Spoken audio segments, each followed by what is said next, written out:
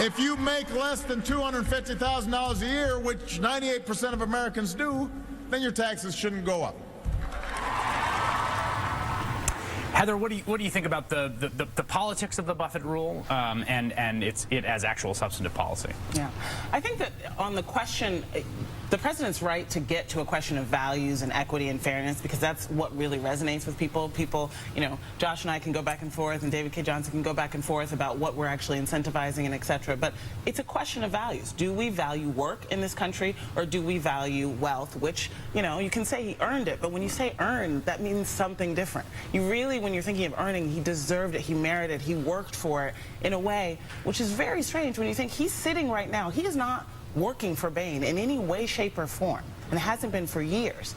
And yet he's still not only collecting money from Bain, but collecting the carried interest tax loophole as if he's actually actively managing the money, which I think is something that it is really actually questionable legally. But fundamentally, it's a question of values, and I think as long as the president stays at that level, it's going to be very hard for, you know, double taxation and capital gains to come back and really stick with the American people. Ultimately, we're going to have to, I mean, the interesting thing, right, is the transition from this question of values to actual legislation and what that would look like, and I think that's where all these questions start to arise. David K. Johnson, I want you to stick around. We're going to take a break, talk more about taxes and fairness after this.